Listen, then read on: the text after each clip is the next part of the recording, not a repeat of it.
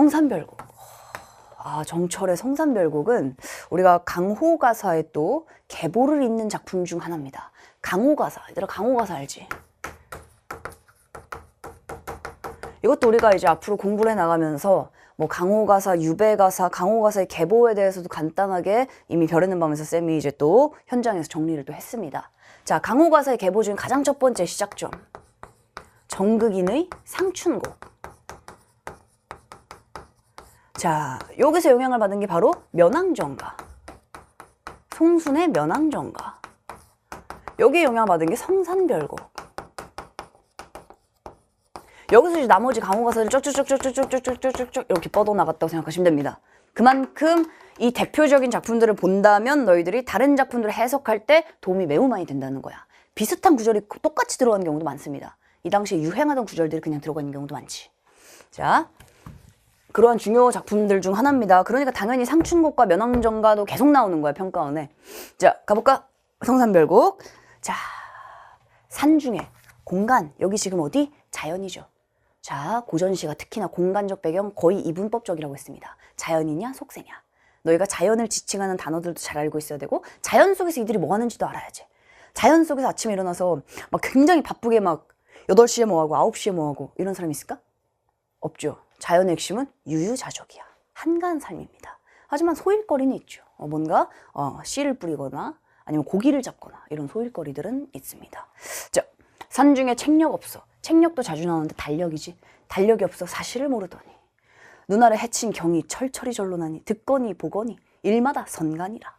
얘들아, 사계절 사계절을 모르나니 눈 아래 해친 경치죠. 철철이 절로나니. 자, 이것도 봐봐. 고전 시가를 완벽하게 너희가 현대어플을 바꿀 필요는 없습니다. 뭘 알면 돼? 맥락 알면 돼. 지금 상황 알면 되고 정서 알면 됩니다. 일단 보니까 자연이야. 자연이고 눈 아래 해친 경치. 자, 기억 봐봐. 매창, 매화가 보이는 창가. 매화가 있는 창가입니다. 아침볕에 향기에 잠을 깨니. 어때 상황이? 자연 속에서 긍정이죠. 자, 향기란 단어. 산홍에 할 일이 곧 없지도 아니하다. 할 일이 있단 얘기야. 그 할 일은 뭐겠니? 아까 얘기한 소일거리 같은 겁니다. 그 다음 그 할 일은 나오겠죠. 밑에. 나오네 여기. 왜 씨를 뿌려두고 매거니 도두거니 빗김에 갖고내니. 이게 산홍의 할 일이야. 산옹. 산속 노인입니다. 자, 성산별곡은 그 김성원이라는 사람을 이제 정철이 굉장히 존경하고 흠모하면서 쓴 작품이야. 여기 나와 있는 산홍은 김성원을 얘기하는 겁니다. 자, 그래서 이제 서하당 주인이라고 하죠. 여기가 그 성산별곡의 배경이 된 곳을 검색해보면 진짜 아름다워. 그래서 그 공간에서 이렇게 유유자적하며 살았던 김성원의 삶에 대해서 흠모하면서 부른 노래가 성산별곡이다. 이 정도만 알아두시면 되겠고요. 자, 외씨 가봐야지. 씨로 가봅시다 얘들아. 외씨. 자, 소평이 나라가 망하자 벼슬을 버리고 농사를 지으며 심었다는 오이씨. 자, 그러니까 뭐가 비슷하니? 공간이 비슷하네. 벼슬을 버리고 자, 청문 부근에서 농사를 지으며 심었다. 하는 행동이 비슷하죠. 속세를 떠나서 자연 속에서 농사를 짓고 있는 모습, 외씨입니다. 자, 다시 앞으로. 자, 그래서 울밑 양지편 외씨를 뿌려도 갖고내니 청문고사를 이제도 있다 하겠다. 청문고사 방금 우리가 읽은 그겁니다. 청문고사. 자, 망해를 단단히 신고 집신. 망해와 죽장은 다시 한번 너희가 자, 고전시가에서 자연 속 소박한 복장. 자연 속 소박한 삶 중에서도 복장이죠. 의, 식, 주, 의. 자, 망해, 죽장 망해를 흩어지프니 도화 핀 신의길 방초주에 이었어라. 도화 있었지 않니? 자, 갑시다. 3번으로. 도화는 복숭아꽃, 별천지, 무릉도원. 이거 그냥 다 좋은 거 알잖아 얘들아. 신선이 사는 곳이야. 별천지 무릉도원. 그래서 복숭아꽃이 만발하였다. 이 얘기는 뭘까? 일단 당연히 도화, 긍정. 자, 도화 핀 신의길 방초주에 이었어라. 얼마나 아름답겠니? 도원은 어둠에요. 무릉이 여기로다. 다 이어지냐 여기서부터 해석이. 그래서 자, 도원은 어둠에요. 무릉이 여기로다. 무릉도원만큼 아름답다. 이런 의미가 되겠습니다. 그러니까 맥락은 지금 뭐 전혀 어려울 게 없고요. 자연 속에서 너무 좋다란 뜻이야 계속. 자, 남풍이 건듯 불어 녹음을 헤쳐내. 계절 아는 꾀꼬리는 어디에서 오는가. 그리고 이 작품은 사계절을 노래하고 있습니다. 가사 중엔 사계절의 아름다움을 노래한 작품들이 많지. 특히 자연 속에서의 사계절. 남풍이 건드불어 녹음을 헤쳐내니 계절 아는 꾀꼬리는 어디에서 오는가. 희황백이 여기 있습니다. 자, 희황백이 역시 3번 보시고, 자, 희황은 태평성대를 이룬 중국 전설에 나오는 보키씨. 보키씨도 많이 보잖아. 보키씨 다른 이름으로 희황백이는 태평한 세상이다. 역시 긍정. 맥락은 자연 속 긍정. 자, 희황백이 풋자 얼핏 깨니 공중 젖은 난간 물 위에 떠있구나. 마위를 걷어올리고 갈건을 기울여 쓰고. 자, 구부렸다 기대었다 보는 것이 고기로다. 자연 속에서의 한가로운 삶. 고기. 자, 하룻밤 빗기운에 홍백년이 섞어피니 홍백년. 자, 군자의 풍모. 자연 속 소재는 싹 다 긍정입니다. 그래서 군자의 풍모. 홍백년이 섞어피니 바람기 없어 만산이 향기로다. 염계를 마주보아 태극을 묻는 듯. 태을 지니니 옥자를 헤쳐놓은 듯. 그만큼 어떻다? 아름답다. 자, 노자함을 바라보며 잠이탄 곁에 두고 장송을 차일 삼아 석경에 앉으니 인간 유월이 여기는 삼추로다. 자, 여기는 어디야? 자연입니다. 그러니까 여기서 너희가 읽으면서 노자함이 뭐지? 잠이탄은 뭐지? 비비탄인가? 그런 고민할 필요가 전혀 없어. 자, 지금 여기까지 맥락은 자연 속에서 아주 아름답고 긍정적이다. 인간 유월이 여기는 삼추로다. 자, 인간 유월. 이때 인간은 뭐겠니? 인세, 속세겠죠? 자, 인간 유월. 6월이면 여름이야. 여름이면 덥잖아. 근데 여기는 삼추로다. 여기는 가을처럼 시원하다. 자, 청강에 떠있는 오리 백사에 옮겨 앉아 백구를 벗을 삼고. 백구를 벗삼는다. 자주 나오지 않니? 백구를 벗삼는다. 그만큼 자연 속에서의 마치 내 친구. 자연 속에서 완벽하게 동화된 삶. 무심코 한가함이 주인과 어떠한가. 무심코 다정한 것, 이 두 것이라 하노라. 거의 비슷합니다. 무심, 한가함이 주인과 어떠한가. 여기 주인이 아까 얘기한 김성원이라는 사람이 되겠고요. 뭐 그 내용들은 알 필요는 없겠습니다. 백구 갑시다. 3번. 백구는 인간의 무심을 알아보는 갈매기. 자, 얘들아, 자연의 핵심적인 덕목 무욕과 무심이야. 무심은 뭐다? 긍정입니다. 고전시가에서 욕심이 없다는 뜻이거든. 무욕도 마찬가지. 왜 속세를 홍진, 먼지라고 하니? 먼지같이 욕심 많은 사람들이 다 경쟁하는 그런 공간이 속세거든. 얼마나 먼지가 많이 일겠어. 자연은 그게 없죠. 자, 그래서 백구 봅시다. 어부가 갈매기를 잡으려는 마음을 갖고 바다로 나서자 평소에 그를 따르던 갈매기들이 멀리 도망가 버렸다는 고사에서 나왔대. 근데 그래서 인간의 무심을 알아본다. 어부가 갈매기를 잡으려는 건 뭐가 없는 거야? 무심이 없는 거죠. 그래서 그걸 알아보고 도망쳤다라는 게 백구의 고사가 되겠습니다. 아까 보기에서 분명히 이렇게 써 있었는데 시적 상황과 유사성이라고? 지금까지는 다 유사한 거 맞니? 자, 지금까지는 외씨, 오이씨, 농사 지으면서 심은 오이씨, 도화, 희황백의 홍백년 다 긍정의 맥락 속에서 유사 상황인데 누구나 아니야. 지금 백구는 유사 상황 맞니 아니니? 아닙니다. 여기선 벗을 삼고 있잖아. 백구를 잡을 마음이 없어요. 같이 무심이야. 그래서 무심코 한가함이 주인과 어떠한가. 근데 여기서는 여기 있는 보기 안에 있는 무심 백구는 상황이 다릅니다. 일단 요건 봤어야 돼. 자, 이제 너희가 이 정도 외워줘야지. 1. 속성. 2. 엮인 정서. 개별적인 시어와 엮인 정서. 3. 화자의 태도. 이때 가장 중요한 게 쌤이 뭐라고 했었니? 화자의 태도라고 했습니다. 자, 화자의 태도를 이제 한번 구체화시켜보자. 자, 두 가지가 있어. 자, 화자의 태도가 확실한 이유는 이거죠. 대장간의 유혹. 대장간의 유혹. 학생들이 제목만 들으면 유혹? 왠지 마이너스. 대장간 마이너스를 생각해. 근데 아니죠. 왜냐? 대장간 벽에 걸려있고 싶거든. 꼬부랑 호미. 딱히 꼬부랑 호미 그렇게 꼬부랑 호미가 되고 싶다. 100% 긍정이죠. 그래서 중요한 건 화자의 태도였습니다. 화자의 태도 주로 어디서 나와 있니? 걸려있고 싶다. 하고 싶다. 하기 싫다. 뛰어내리고 싶다. 종결어미를 보시면 됩니다. 그래서 태도는 주로 너희가 종결어미를 통해서 많이 찾아왔을 거야. 자, 근데 하나가 더 있습니다. 요거 기억해줘야 되는데, 문학 본범을 들었다면 반드시 기억해줘야 되는데, 우리가 자 9차시 문학 본범 9차시에 오늘 보시면 오늘 비유기 때문에 이미지가 매우 중요하게 나옵니다. 비유라는 건 곧 그 시에서 이미지를 또 만들어내거든. 이미지가 또 모였을 때 그 시 전체의 주제를 만들잖아. 그게 바로 모이면 전체 맥락을 만들거든. 핵심입니다. 자, 구차시 우리가 이미지, 시의 심상을 다뤘죠. 자, 구차시에서 이제 이미지 파트 2. 이때 매우 중요한 작품, 김광균의 출서정이라는 작품을 우리가 디테일하게 해체하면서 그때 쌤이 매우 중요한 지점으로 비유에 대해 얘기했습니다. 비유 땡땡 옆에다 이렇게 적어보자 라고 했었는데 기억하니? 비유는 진짜 중요하다? 자, 왜일까? 비유는 중요하죠. 자, 다시금 우리가 출서정 얘기 나온 김에 얘기해볼까? 낙엽.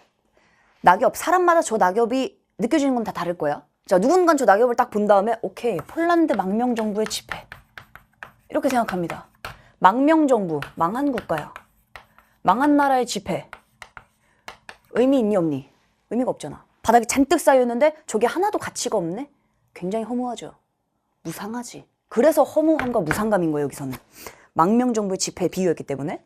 자, 누군가는 낙엽을 보고 그의 뒷모습을 떠올립니다. 낙엽은 그의 뒷모습이다 라고 비유가 붙는 순간 이 사람의 정서는 뭐겠니? 이 사람의 상황은 뭐겠니? 이별의 상황이죠. 이 사람의 정서는 그리움이겠지. 애틋함이겠지. 슬픔이겠죠. 그겁니다. 그래서 뭐에 비유했냐에 따라서 정서, 화자의 태도, 시 전체의 주제까지 엮인다고 했어. 그런데 아직까지도 너희가 뭐뭐 같이 뭐뭐처럼 뭐뭐 듯이 뭐뭐 있냐? 아, 오케이, 비유니까 비유에서 중요한 건 원관념이지. 낙엽이지. 바보탱이 탱탱이라니까 진짜. 아닙니다. 자, 비유에서 굉장히 중요한 건 뭐에 비유했냐에 따라서 그만큼 시의 방향 자체가 달라진다. 이거 인정? 비유의 중요성은 이 정도입니다. 그러니까 너희가 이 비유, 그 당시 쌤이 이렇게 얘기했을 거야. 비유 땡땡. 화자의 인식과 태도를 보여준다. 뭐에 대한? 대상에 대한. 그 시어, 그 대상에 대한 화자의 인식과 태도를 보여준다. 라고 했어. 자, 그렇다면 태도를 찾을 수 있는 두 번째 방법 바로 비유가 되겠습니다. 자, 쌤 여기도 있잖아요. 얘네들은 말이다. 하나의 시 맥락을 확인하기 위한 기준들이야. 쌤이 이 기준들은 너희가 명확하게 이런 기준들을 가지고 읽게끔 하기 위해서 굉장히 명확하게 정리해 둔 거죠. 다 각자 따로 산발적일까? 당연히 아닙니다. 얘네들은 서로서로 엮이면서 서로서로 관계를 주고받는 게 당연하게도 문학 작품을 해석하는 기준들이 되는 거야. 맞니? 비유는 굉장히 중요합니다. 그래서 오늘 우리가 요 비유를 한번 다뤄보도록 하겠습니다. 자, 이제 PPT로 한번 돌아와 봅시다. 자, 우리가 오늘의 첫 번째 기출선지. 기출선지는 비유가 워낙 많이 나온다는 거 너희가 알고 있을 거고, 아까 쌤이 얘기한 것처럼 직유법이냐 은유법이냐 요걸 묻는 문제들은 중학교 수준이잖아. 그러니까 나오면 충분히 풀 수 있다. 너희에게 더 중요한 건 비유가 시 속에서 어느 정도의 의미이냐. 요게 중요합니다. 자, 그리고 하나만 물어볼게. 중요하지 않은 대상을 비유할까? 아니면 중요한 대상을 비유할까? 그게 중요한 거야. 그래서 비유가 중요한 겁니다. 자, 넘어가서 밑줄 한번 쳐봅시다. 50페이지 비유가 성립되는 원리라고 되어 있고요. 자, 비유는 자, 밑줄 쳐보자. 두 번째 줄 밑줄입니다. 드러내고자 하는 생각 혹은 사물 등을 다른 사물로 빗대는 표현 방식이다. 밑줄 치시고, 드러내고자 하는 생각 혹은 사물을 다른 사물로 빗대는 표현 방식. 이때 중요한 비유법의 핵심적인 두 가지 특징이 있습니다. 자, 비유는 이렇게 원관념과 보조관념이 있다는 거야. 원관념과 보조관념이 있어. 세 번째 줄 갑시다. 이때 전자를 원관념 동그라미 혹은 취지어 같은 말. 자, 오른쪽 후자를 보조관념 동그라미 혹은 매개어라고 한다. 자, 원관념 써봅시다. 원관념은 화자가 표현하고자 하는 거야. 화자가 말하고자 하는 거, 표현하고자 하는 게 바로 원관념이죠. 자, 보조관념은 그 원관념이 잘 드러나도록 해주는 게 보조관념입니다. 그러니까 이제 보통 원관념에 대한 얘기를 하는구나. 틀린 말은 아니죠, 당연히.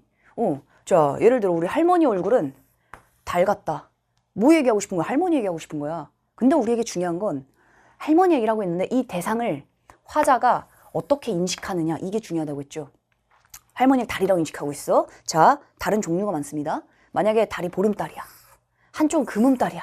할머니가 이렇게 금음달같이 이렇게 앙상하신 거지. 그럼 화자의 마음이 어떻겠어? 아, 우리 할머니 밥 좀 더 먹고 튼튼하셨으면 좋겠다. 이런 마음일 거야. 근데 할머니가 보름달 같아.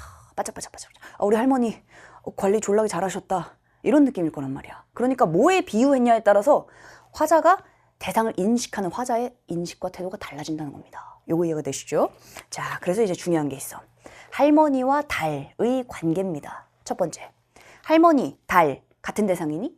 다른 대상이죠. 다른 대상이니까 기본적으로 비유라는 것은 원관념과 보조관념이 서로 이질적이야. 그럼 당연한 거야. 단어가 다르고 대상이 다르니까 당연히 다른 겁니다. 중요한 건 이제 두 번째겠죠. 두 번째. 그런데 이런 이질적인 두 대상을 어떻게 해놨다? 붙여놨다.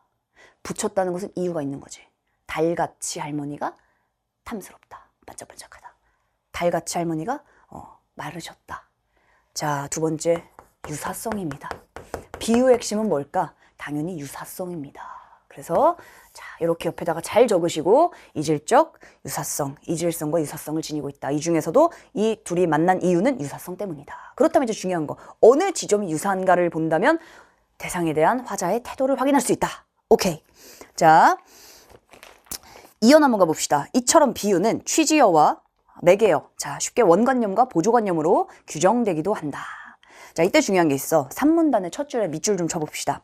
원관념과 보조관념은 거리, 즉 상위성이 크면 더 좋은 비유가 된다. 밑줄.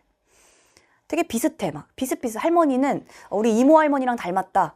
약간 느낌이 안 오잖아. 근데 할머니가 달. 이렇게 거리가 먼 대상을 딱 붙였을 때 훨씬 더 독자들이 생각할 때는 저게 어떤 의미일까라는 긴장이 생긴다는 거야.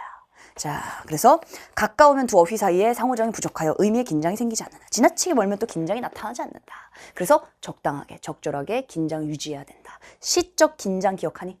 시적 긴장이라는 건 막 할머니와 달의 관계를 보면서 막 식은땀이 나는 게 아니다. 그 긴장이 아닙니다. 독자들이 더 몰입할 수 있게 해주는 그러한 집중. 그게 바로 긴장이었죠. 시적 긴장입니다. 시적 긴장이 탄탄할수록, 텐션이 좋을수록 좋은 시라고 볼 수가 있겠습니다.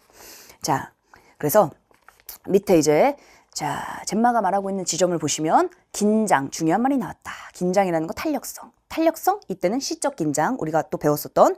그래서 독자를 작품에 집중하게 만든다. 그리고 뒤에서도 다룰 겁니다. 6강에서도.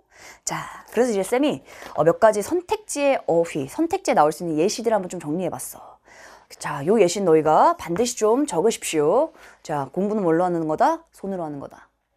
학생들이 가끔 기억에 의존해서 공부를 해. 근데 공부는 기억이 아니라 기록이다. 어때, 라임 좀 괜찮았니? 기억 아니고 기록입니다. 자, 그래서 적으셔야 됩니다. 자, 이런 식으로 나올 수 있다는 거야. 화자는 이질적인 두 대상인 할머니와 달 사이에 유사성에 초점을 맞추어 시상을 전개하고 있다. 판단할 수 있어야 됩니다. 맞는 선택지가 되겠죠. 이 둘이 서로 원관념과 보조관념의 관계라면. 화자는 할머니와 달 사이에 이것을 인식하고, 이때 들어갈 내용은 뭐 유사성, 유사한 특징이 들어가면 되겠지? 공통적인 특징이 들어가면 됩니다. 이걸 인식하고 이를 통해 할머니에 대한 자신의 시선을 드러낸다. 맞는 설명이 되는 겁니다. 이게 비유야, 얘들아. 이게 비유입니다.